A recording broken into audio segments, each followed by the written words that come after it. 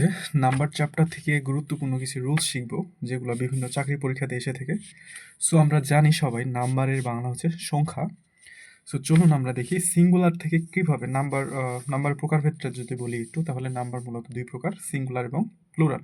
So আমরা কিভাবে একটা সিঙ্গুলার নাম্বারকে প্লুরালে কনভার্ট করতে পারি সেটা দেখি। আর আমি যে ভিডিওটা করছি সেটা মূলত মাস্টার বই থেকে, সো আপনারা চাইলে মাস্টার বই হেল্প নিতে পারেন। সিঙ্গুলার নাম্বারের শেষে ইউএম থাকলে প্লুরাল করার সময় ইউএম এর পরিবর্তে এ বসে। কখনো কখনো সিঙ্গুলার নাম্বারের সঙ্গে এস যোগ করে প্লুরাল করা হয়। তবে প্রশ্নপত্রে দুটিই থাকলে ইউএম এর পরিবর্তে এ গ্রহণ করতে হবে। যেমন আমরা কয়েকটা যদি এক্সাম্পল দেখি, এজেন্ডামের শেষে অ্যাডেন্ডামের শেষে আমাদের ইউএম যুক্ত আছে, তাহলে অ্যাডেন্ডা, এই ইউএম এর পরিবর্তে এখানে বসবে এ। এজেন্ডামের শেষে কিন্তু ইউএম যুক্ত আছে এবং এই ইউএমটাকে কনভার্ট করবো আমরা কিসে, এ।